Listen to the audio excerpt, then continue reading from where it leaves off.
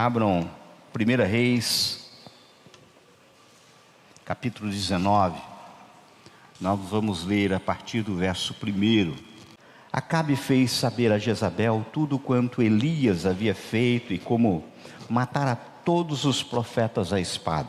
Então, Jezabel mandou um mensageiro a Elias e disse-lhe: faça-me os deuses como lhe aprouver, se amanhã, a estas horas, não fizerem a tua vida como fizeste a cada um deles. Temendo, pois, Elias levantou-se e para salvar a sua vida se foi e chegou a Berseba, que pertence a Judá, e ali deixou o seu moço. Ele mesmo, porém, se foi ao deserto, o caminho de um dia, e veio e se assentou debaixo de um zimbro, e pediu para si a morte. Disse: basta, toma agora, ó Senhor, a minha alma, pois não sou melhor que os meus pais. Deitou-se e dormiu debaixo do zimbro. Eis que um anjo o tocou e lhe disse: levanta e come. Olhou ele e viu junto à cabeceira um pão cozido sobre as pedras em brasa e uma botija de água. Comeu, bebeu e tornou a dormir. Voltou segunda vez o anjo do Senhor, tocou-lhe e lhe disse: levanta e come, porque o caminho te será sobremodo longo. Levantando-se, pois, comeu e bebeu, e com a força daquela comida caminhou 40 dias e 40 noites até Horebe, o monte de Deus. Ali entrou numa caverna onde passou a noite, e eis que lhe veio a palavra do Senhor e lhe disse: que fazes aqui, Elias? Ele respondeu: tenho sido zeloso pelo Senhor, Deus dos exércitos, porque os filhos de Israel deixaram a sua aliança, derribaram os seus altares e mataram os teus profetas à espada. E eu fiquei só, e procuram tirar minha vida. Disse-lhe Deus: sai e põe-te neste monte perante o Senhor. Eis que passava o Senhor, e um grande e forte vento fendia os montes e despeçava as pedras diante do Senhor. Porém o Senhor não estava no vento. Depois do vento um terremoto, mas o Senhor não estava no terremoto. Depois do terremoto um fogo, mas o Senhor não estava no fogo. E depois do fogo um cisto tranquilo e suave. Ouvindo, Elias envolveu o rosto no seu manto e saindo pôs-se à entrada da caverna. Eis que lhe veio uma voz e lhe disse: que fazes aqui, Elias? Ele respondeu: tenho sido em extremo zeloso pelo Senhor, Deus dos exércitos, porque os filhos de Israel deixaram a tua aliança, derribaram os teus altares e mataram os teus profetas a espadas. E eu fiquei só, e procuram tirar a minha vida. Disse-lhe o Senhor: vai, volta o teu caminho para o deserto de Damasco, e em chegando lá, unge a Azael, rei sobre a Síria. A Jeú, filho de Nimsi, ungirás rei sobre Israel, e também Eliseu, filho de Safaste, e Abel-meolá, ungirás profetas em teu lugar. Quem escapar à espada de Azael, Jeú o matará. Quem escapar à espada de Jeú, Eliseu o matará. Também conservei em Israel 7.000, todos os joelhos que não se dobraram a Baal, e toda a boca que não o beijou. Partiu, pois, Elias dali e achou Eliseu, filho de Safate, que andava lavrando com 12 juntas de bois adiante dele. Ele estava com a 12ª.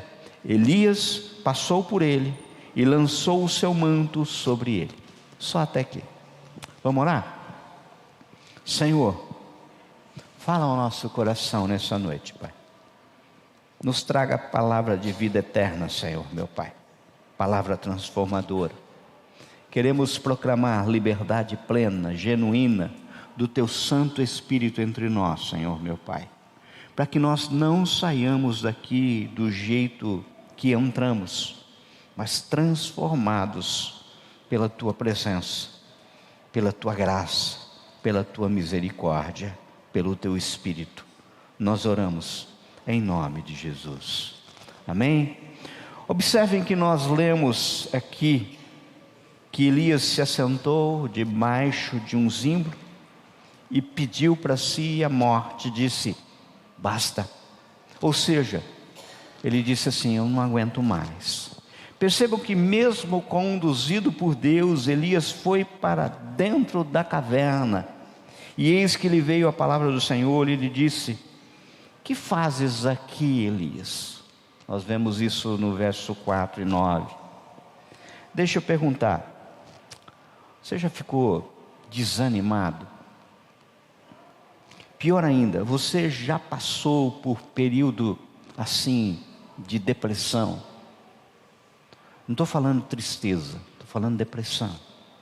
Pois bem, se a sua resposta foi sim, saiba que você tem a companhia de um grande homem como Elias.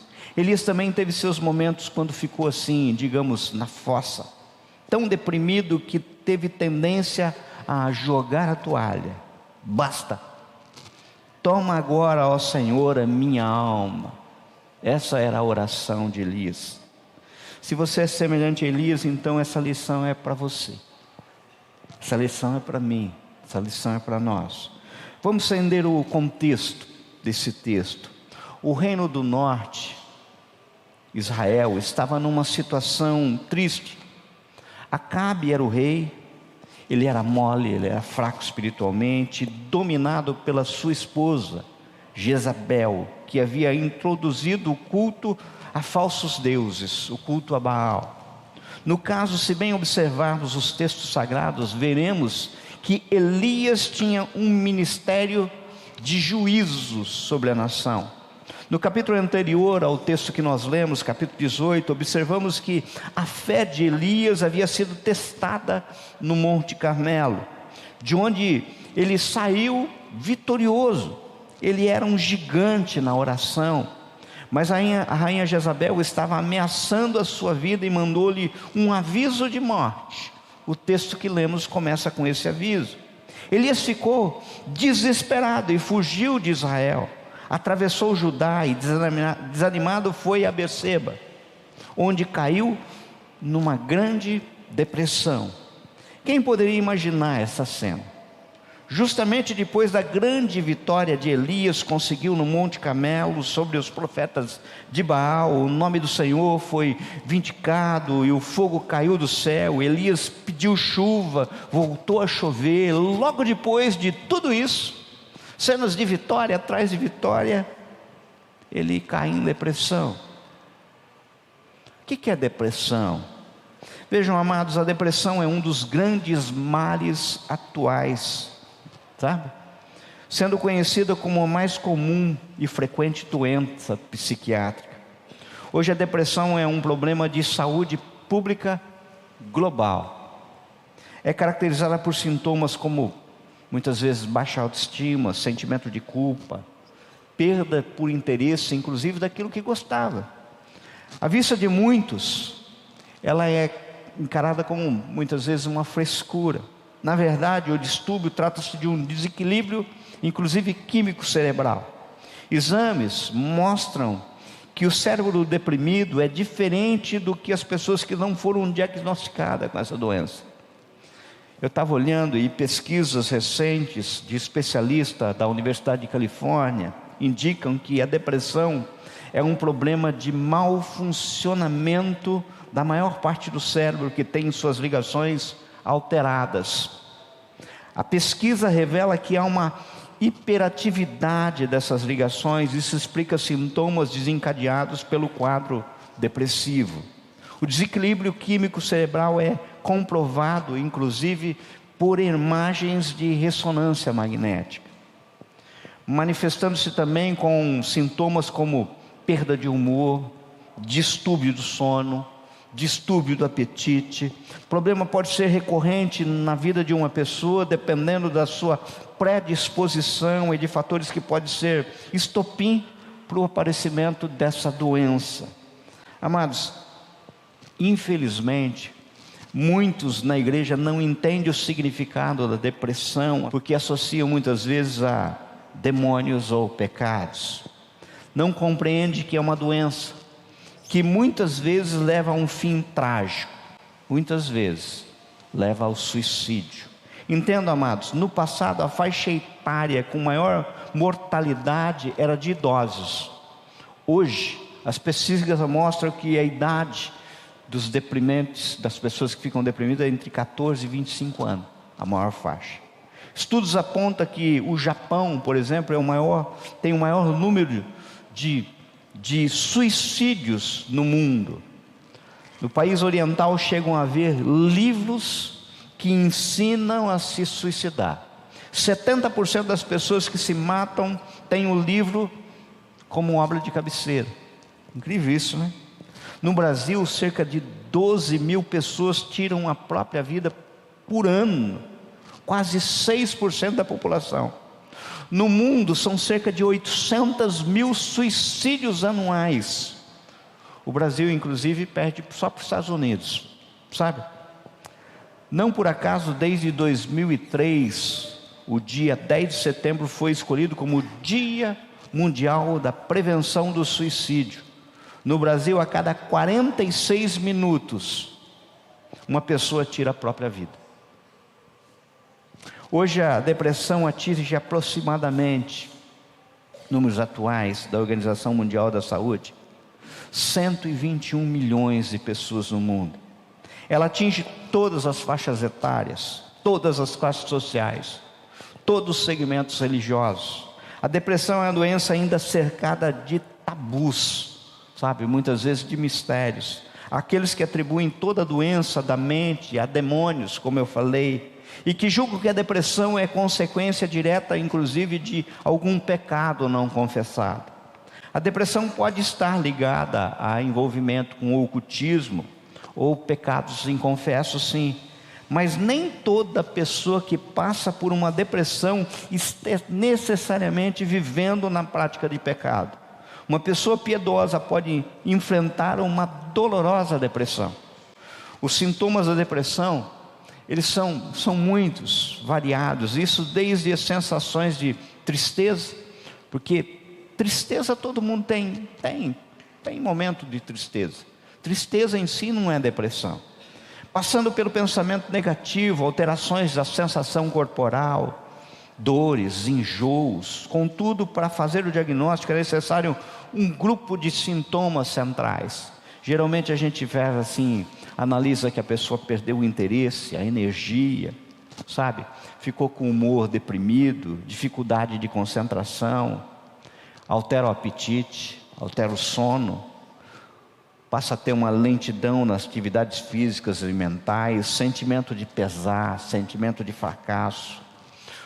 Alguns sintomas corporais, inclusive, acompanham a depressão. Sensação de desconforto no batimento cardíaco, sabe? Dificuldade digestiva. Muitas vezes o período melhora, outras vezes piora. O paciente se sente bem, algumas vezes acha que passou e logo volta. Geralmente tudo se passa gradualmente. Aliás, é muito difícil de diagnosticar. Praticamente todas as pessoas possuem explicações para o que está acontecendo com elas, julgando sempre ser um problema passageiro. Existem sintomas associados a isso, sabe? Eu estava olhando isso aqui, fala assim, sintomas assim associados, pessimismo, dificuldade de tomar decisões, dificuldade de começar a fazer suas tarefas, irritabilidade, impaciência, inquietação, achar que não vale a pena viver, desejo mesmo de morrer. A pessoa começa muitas vezes, tem algum caso que chora à toa, ou muitas vezes tem dificuldade para chorar, sensação de que nunca vai melhorar, ela perde a esperança, sabe? Dificuldade de terminar as coisas que começou, sentimento de pena muitas vezes de si mesmo, persistência de pensamentos negativos, pessoas que se queixam frequentemente, sentimentos de culpas injustificáveis, desde boca seca, perda de peso, apetite, insônia, perda de desejo sexual. Agora, definitivamente, essa noite eu queria que a gente acabasse com alguns tabus que cercam esse tema, principalmente dentro das igrejas. A gente acredita que crente não fica deprimido. Isso é uma mentira, sabe? Entendam, somos simplesmente humanos e não super-homens.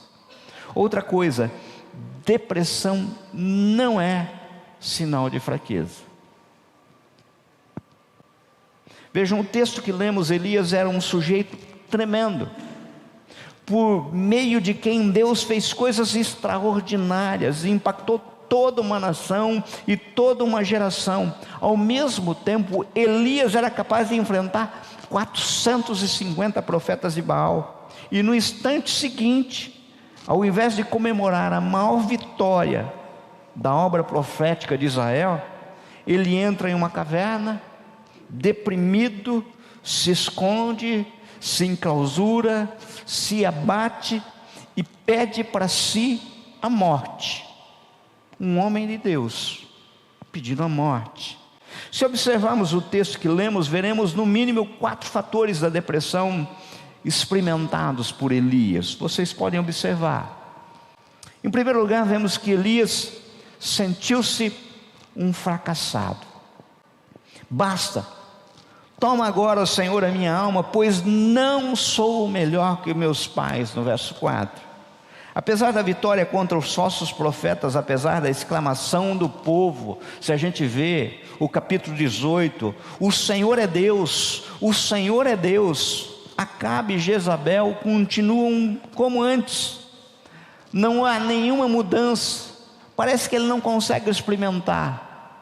Ele vê aqueles profetas sendo passados a espada, mas um povo em si não alterado. Elias sentiu-se um fracassado. Quantas e quantas vezes as pessoas, mesmo trabalhando para o Senhor, falam assim: puxa, a vida parece que não está acontecendo. Eu já senti isso. Sabe, aquela sensação de que as coisas que a gente prega não produz raiz, não causa efeito. A gente fica pensando assim e sente meio fracassado. Em segundo lugar, Elias sentiu solidão. Ele usa a expressão 2 vezes: eu fiquei só, no verso 10 e 14. 2 vezes ouvimos Elias expressando a sua solidão. Quantas vezes na obra do Senhor a gente se sente, inclusive, com esse sentimento de solidão? Ninguém está nos apoiando. É exatamente nesse momento que Satanás se aproveita e nos derruba. Paulo teve a mesma experiência no final da sua vida. Lá quando ele é julgado, ele aponta em 2 Timóteo capítulo 4, verso 16: na minha primeira defesa, ninguém foi a meu favor, antes todos me abandonaram. Queixa de Paulo. Paulo se sentiu só, abandonado. Acredito que essa foi a experiência, inclusive, do próprio Senhor Jesus lá no Getsêmani. Como Isaías, inclusive, havia profetizado: o lagar eu pisei sozinho, dos povos nenhum homem se achava comigo. Isaías 63, 3. Nem os próprios discípulos se encontravam com ele. Pedro, João e Tiago dormiram. Ele ficou só, sabe? Em terceiro lugar, Elias sentiu cansaço. 1 Reis capítulo 18, verso 46, Elias enfrentou luta, a exaustão, tensão no Monte Carmelo. Depois do fim do dia, diz a palavra que ele correu 25 a 30 quilômetros diante de Acabe. Podemos imaginar como chegou completamente exausto. Muitas vezes, apesar de ter experimentado vitória no nosso serviço para o Senhor, quando estamos exaustos fisicamente, Satanás aproveita para nos derrubar. E no caso, acredite, não é só a exaustão física, é mental. Quantas vezes a preocupação do dia a dia nos leva à exaustão? Quantas vezes nas madrugadas a gente vira lembrando de um, lembrando de outro, pensando, orando, sabe? E isso deixa as pessoas exaustas. Em quarto lugar, Elias enfrentou, inclusive, perigo físico. O verso 2: e procurou tirar minha vida. É isso que ele constata. Jezabel ameaçou matá-lo. Eu até acredito que ela não conseguia de fato esse intento, sabe? E nem tinha intenção, porque se nem ameaçava. Dizem que cachorro que muito late não morre, sabe? Mas é muito ruim ser ameaçado de morte. Acredite, não é nada fácil. Eu já tive, por exemplo, um assalto, a mira de um revólver, e não é uma coisa muito agradável, sabe? Você ser assaltado com um revólver na tua cabeça, sabe? Era uma situação difícil para Elias. Queridos, John Piper, no livro O Sorriso Escondido de Deus, fala sobre 3 homens piedosos, conhecidos, David Brainerd, John Bunyan e Willie Cooper, que sofreram amargamente depressão. Homens de Deus, pessoas de oração. Muitos crentes fiéis passaram e ainda passam pelo vale dessa doença, sabe? Entenda, o profeta Elias foi um homem levantado por Deus em tempo de crise política e apostasia religiosa de Israel. Ele ousadamente confrontou o pecado do rei Acabe, chamou a nação indecisa a colocar a confiança em Deus, triunfou violentamente sobre os profetas de Baal. Elias foi um homem que viveu de forma maiúscula, se a gente poderia dizer. Aprendeu a depender de Deus, a realizar grandes obras no nome do Altíssimo. Mas tem uma coisa que fica ressaltado nas palavras do Senhor: Elias era homem semelhante a nós. Ele não era um super-homem, nem um super-crente. Depois de retumbantes vitórias, Elias ficou deprimido e pediu para si a morte. Eu relatei de um textinho que eu acabei lendo. Como sabemos, a vida humana parece e acontece no meio de uma guerra. O existir de cada um de nós é extremamente ambíguo e, por que não dizer, às vezes até contraditório. Há dias em que estamos efervescendo de alegria, há outros, porém, em que nos liquefazemos de tristeza. Há dias em que somos cidadão da esperança, há dias em que habitamos as regiões mais escuras da desilusão, incerteza e incredulidade. Há dias em que somos campeões da fé, há dias em que já estamos derrotados, abatidos e vencidos antes mesmo do início da batalha. Há dias em que amanhecemos como um canto de louvor e exultação nos lábios. Há dias que anoitecemos com a boca cheia de lamúrias e murmurações. Há dias de luz, há dias de trevas, há dias que tudo debaixo do sol e nenhum de nós passa a vida inteira sem se chocar com essas contradições, com essa dialética da existência, com o sim, com o não, com o que é, com o que quero, com o que não posso. Todos nós, mais cedo ou mais tarde, nos chocamos com isso. Todos nós estamos sujeitos a essa ambiguidade da vida. Todavia, essa ambiguidade muitas vezes se instala em nós, e dependendo do momento, ou se cria em nosso interior um fruto amargoso, uma alma azeda, revoltada, rebelde, ou nos faz perder a fé na vida, nos faz arriar da esperança, nos faz entregar os pontos diante dos desafios, ou nos faz mais fortes. Quantos de nós vivemos experiências desse porte em nossas vidas? Tempos de grande vitória em situação de intenso abatimento, exaustão, fadiga, cansaço e depressão. Há 13 anos atrás, eu senti isso, sem nenhuma aparente razão. Entrei em profunda depressão, constatada por psiquiatras, por médicos, psicólogos. Precisei entrar num tratamento medicamentoso, sabe? Agora, caminhando um pouco mais sobre o assunto, nós podemos perguntar: quais foram as possíveis causas da depressão de Elias? É só especulação, porque eu olhando para a vida, parecia que não tinha causa nenhuma aparente. Em primeiro lugar, nos parece que Elias tirou os olhos de Deus e colocou nas circunstâncias. Num dado momento, Elias estranhamente pensou que sua vida dependia de Jezabel e não de Deus. Por isso ele temeu e fugiu. Amados, eu queria que você guardasse isso no teu coração. Isso é algo que eu tenho que repetir para mim todos os dias. Sempre que nós tiramos os olhos de Deus para colocá-los nas circunstâncias adversas, afundamos num panto de desespero, sabe? Então a primeira coisa, a gente não deve tirar os olhos de Deus. Em segundo lugar, Elias entrou na caverna da solidão quando ele mais precisava de pessoas à sua volta. A depressão nos prega essa peça. Eu não queria visita, eu não queria oração, eu não queria ninguém perto de mim. Quanto mais precisamos de companhia, queremos nos trancar nos quartos escuros. Se nós olharmos o texto no verso 3, Elias dispensou o seu moço quando ele mais precisava dele, sabe? O texto diz: Elias deixou o moço e foi sozinho, se separou, solidão. Queridos, solidão é uma coisa muitas vezes gostosa de a gente experimentar, mas a gente tem que tomar muito cuidado, muito cuidado. Em terceiro lugar, Elias fez uma leitura pessimista da situação à sua volta. Ele pensou que somente ele havia permanecido fiel a Deus naquela avalanche de apostasia, mas Deus lhe afirmou que havia mais de 7.000 que tinham permanecido firmes na fé.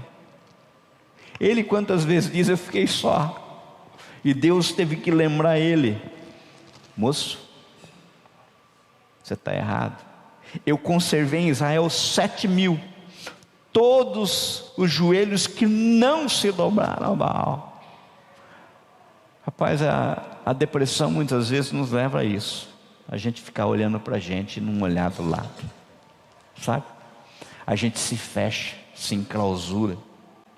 Em quarto lugar, Elias perdeu completamente a perspectiva de futuro. Ele pediu para si a morte, ele julgou que o melhor tempo da sua vida havia passado, sabe? Ele pediu, ele disse: basta, toma agora, Senhor, a minha alma, pois não sou melhor do que meus pais. A situação frente à depressão, ela não é fácil. Precisamos nos socorrer da ciência, da psiquiatria, e clamar pela misericórdia de Deus, que pode curar qualquer doença, sabe? Muitas vezes ele perde totalmente a perspectiva de futuro. Agora vamos considerar as causas da cura da depressão, e eu queria que você se centrasse nisso. Considerar as causas e a cura da depressão de Elias e tentarmos tirar apenas algumas lições para a nossa vida. No caso, se nós observarmos o texto lido, veremos que Deus tratou a depressão de Elias através de vários recursos, e isso está evidente no texto. Em primeiro lugar, se você observar o texto, você vai ver que Deus tratou por meio de uma sonoterapia. Parece que Deus entendeu que ele precisava de férias, de um descanso. A depressão deixa a mente agitada. Uma pessoa deprimida fica com o corpo cansado, mas a mente não desliga. Ele precisou dormir e descansar para sair do buraco da depressão. Queridos, aqui vai uma pergunta.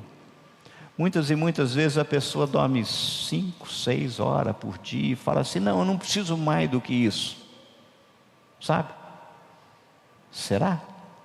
Ou o seu corpo simplesmente se acostumou com isso? Eu trabalho direto, eu não preciso do domingo não. Será? Gente, pensa comigo. Deus cansa, mas no 7º dia ele parou, porque ele sempre nos ensinou pelo exemplo. Jesus nunca proclamou algo que ele não tivesse vivido, que ele não tivesse experimentado, sabe? E muitas vezes a gente acha que o Criador, que o Senhor não tem razão. Não, eu me dou bem com 4 horas de sono por dia. Não, eu me dou bem, 5 horas está bom. Quando na realidade o próprio Senhor nos ensina de algo tremendo, sabe? Quanto tempo você não tira férias, meu querido? Por que será que Deus falou para que o homem trabalhasse 6 dias e descansar no 7º? Por que será, hein? Estava errado? Em segundo lugar, Deus o tratou por meio de uma alimentação adequada. Deus preparou uma refeição para Elias. No deserto deu-lhe pão e água, ele recobrou suas forças. Uma pessoa deprimida muitas vezes sente náuseas de alimento, É preciso fortalecer o corpo no tratamento dessa doença.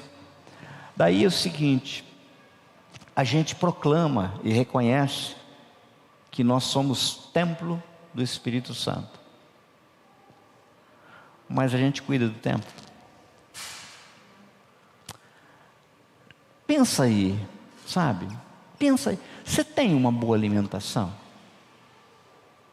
Você cuida do seu corpo? Você come certinho? Gente, tem pessoas que esquecem de beber água. Esquece de beber água. Sabe? Acha que não é necessário. Você se alimenta adequadamente, você cuida do seu corpo. Em terceiro lugar, Deus tratou por meio de exercício físico. Perceba que Deus não deixou Elias só comer e dormir, pôs o camarada para andar. Quando ele falou assim: olha, levanta e come, se prepara, porque você tem uma longa jornada. Foi 40 dias e 40 noites andando. Se a gente olhar da onde ele estava, de Berseba até Horebe, são 423 quilômetros que ele teve que percorrer a pé, sabe? Então é o seguinte: exercício físico. Daí a gente fala assim: você tem feito? Você vai na academia? Você cuida do teu corpo? Você caminha? Porque tem pessoas que pagam a academia e de 6 em 6 meses dá uma volta lá para ver como é que ele está. Você entendeu? E ainda fica chateado: pô, não está dando resultado. Mas não aparece. É templo do Espírito Santo, mas não cuida, sabe? O Senhor fez ele cuidar na marra. Em quarto lugar, Deus tratou dando-lhe a oportunidade do desabafo. Elias estava dentro de uma caverna quando Deus lhe perguntou: o que fazes aí, Elias? Sabe? Deus assim o ordena sair da caverna para destampar a câmara do horror da sua alma. O desabafo é uma necessidade vital, sabe, para a asepsia da alma. Gente, quer uma coisa importante? Uma pergunta assim: você tem amigo? Aquela pessoa que você consegue conversar e abrir o coração e falar assim: olha, eu não estou legal, sabe? E muitas vezes o Senhor não fica triste quando você fala assim: Senhor, eu estou me sentindo só. Senhor, eu estou querendo é a morte. Senhor, o Senhor não está vendo o que está acontecendo, sabe?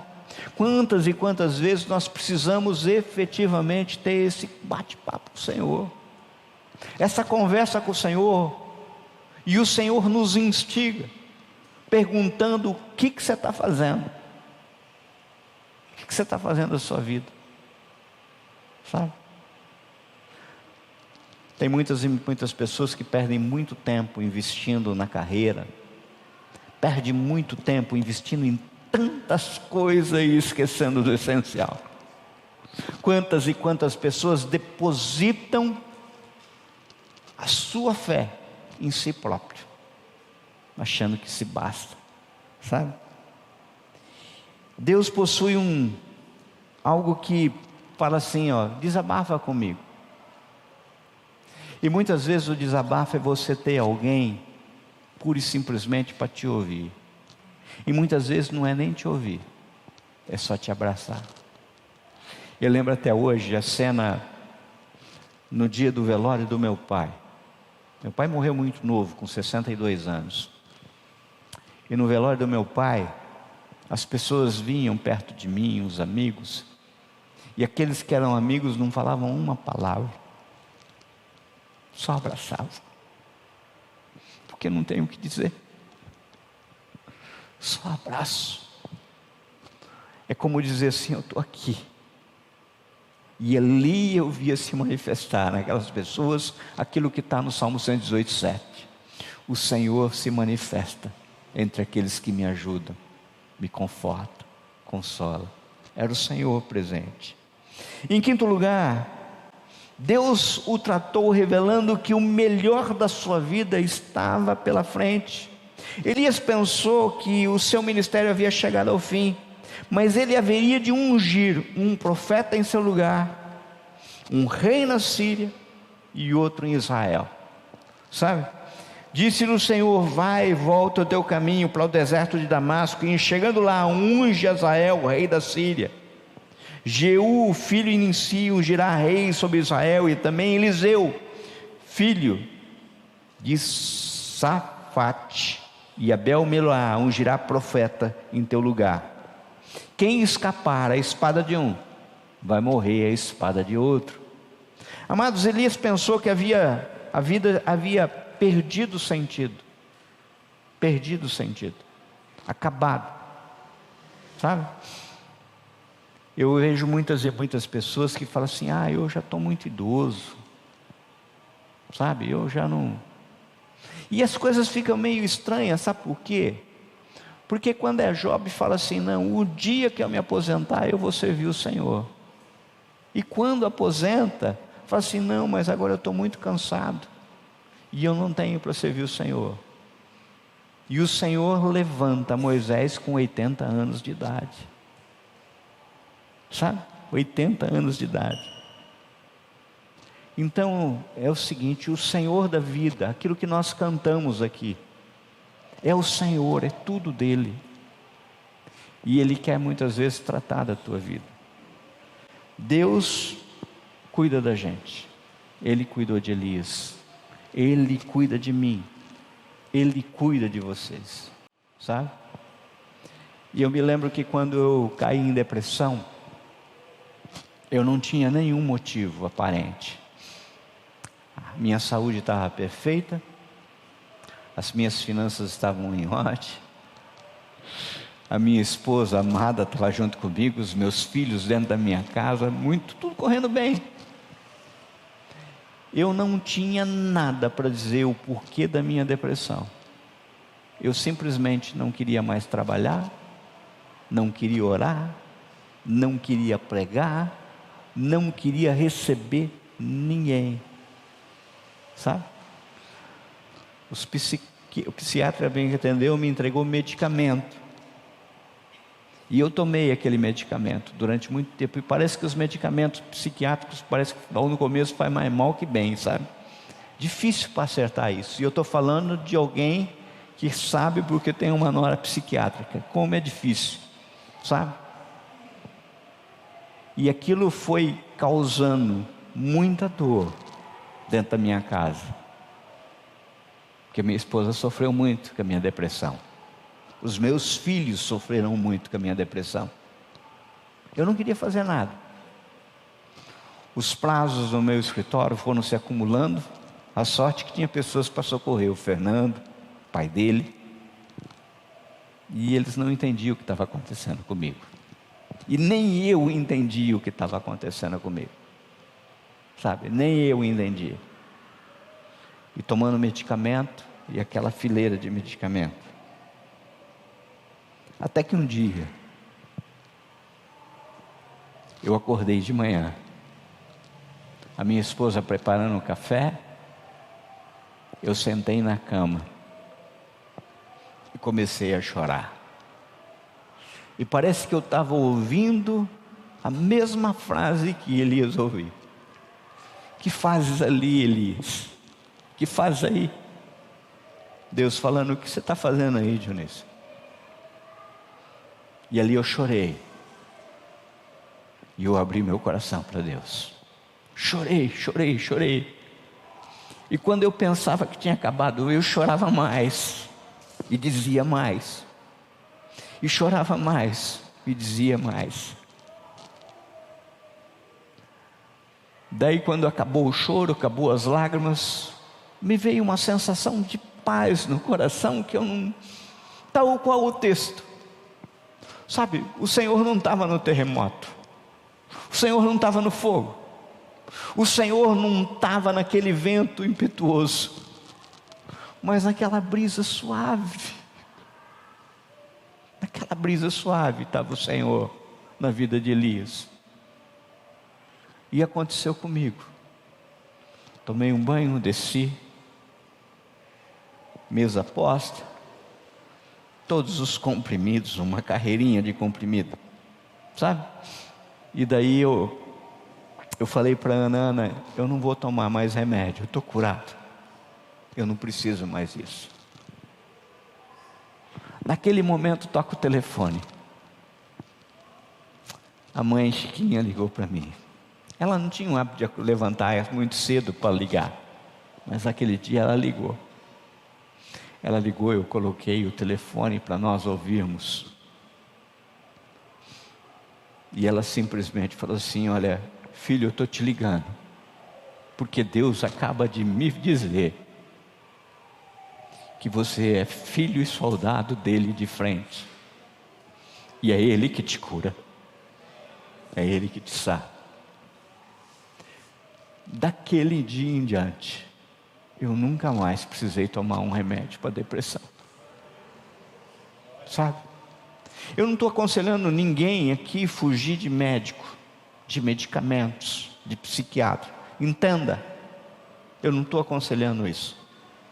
O que eu estou dizendo é que nós temos um Deus, sabe, que cuida da gente.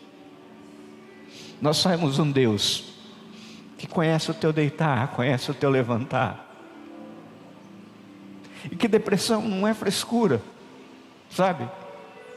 Que homens como Jeremias, Paulo, Jonas, Ana, Elias, ficaram deprimidos, profundamente deprimidos, sabe? De muitas vezes, inclusive de forma inexplicável. Gente, alguém que experimenta o que Elias experimentou. Se você vê o capítulo 18, você vê Elias chegando a tirar sarro do Deus estranho. E no capítulo seguinte, pedindo a morte. Sabe? Talvez tenha desviado os olhares do Senhor, tenha ficado sozinho demais, tenha passado batido alguma coisa. Talvez inclusive isso tenha acontecido comigo. Talvez eu tenha desviado o olhar, sabe? E o Senhor permitiu para me mostrar: camarada, você depende de mim, você precisa de mim, eu sou o teu Deus. Queridos, tem muitas pessoas aqui nessa igreja com o coração apertado, chorando, sabe? Não está entendendo o que está passando, e está fugindo muitas vezes de procurar um psicólogo, um psiquiatra, ou muitas vezes alguém de Deus para conversar, orar, abrir o coração. Muitas vezes essa pessoa vai só ouvir, não vai falar uma palavra, mas vai te abraçar. E é o Senhor Jesus abraçando.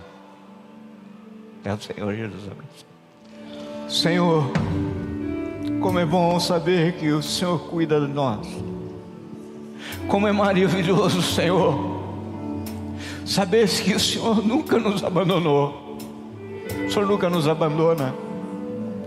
Como é gostoso, Senhor, meu Pai, experimentar da Tua fidelidade, da Tua graça. Como é maravilhoso saber que os personagens, heróis nossos, eram homens como nós. Elias, homem como qualquer um, cheio de altos e baixos. Como é bom saber, Pai, que o grande Paulo, o grande profeta, o apóstolo Paulo, também sofria, tinha dores, angústias, mas o conforto vinha do Senhor, o consolo vinha do Senhor, o livramento vinha do Senhor, a graça do Senhor nos basta, Senhor. Pai, olha para nós, Senhor, olha para corações aflitos aqui, Senhor, olha para pessoas, Pai querido, Pai amado, que existem aqui, Senhor, meu Pai, que já pensaram em tirar a vida, que já desejaram a morte. Olha para pessoas aqui, Senhor, meu Pai, que se sentem solitários. Olha para pessoas aqui, Senhor, meu Pai, que hoje o Senhor está aqui como quem pergunta: o que fazes aí? Eu estou aqui do teu lado, eu te abraço, eu te cuido. Senhor, visita, Senhor, meu Pai, os corações nessa noite. Visita, Senhor, meu Deus, cada um aqui, Senhor, meu Pai. E do mesmo jeito, Senhor, meu Pai, que Tu fizeste com Elias, traz cura, Senhor. Do mesmo jeito que o Senhor fez comigo, Senhor, meu Pai, há 13 anos atrás. Faz com os meus irmãos essa noite, de uma forma sobrenatural, Senhor. Pai querido, Pai amado, eu não estou aqui, Senhor, meu Pai, proclamando que as pessoas se livrem de medicamentos, esqueçam médicos, psicólogos, psiquiatras. Não, Senhor, eles são inclusive instrumentos do Senhor, eu acredito nisso. Mas eu quero te proclamar, Senhor, meu Pai, que além da ciência, além da medicina, além de tudo que nós possamos buscar, tem o principal, que é o Teu senhorio. O Teu senhorio sobre nossas vidas é a única razão pelo que vale a pena viver. O Teu senhorio, Senhor, sobre a nossa casa, a nossa família, é a única coisa que importa, é o que nos sustenta, o que nos guarda. Por isso, Senhor, recebe, Senhor, meu Pai, no Teu trono a nossa oração, e transforma-nos, Pai, para louvor da Tua glória, e para que haja testemunhos, Senhor, meu Pai, de um povo transformado, liberto, curado. Faz isso, Senhor, porque nós oramos em nome de Jesus.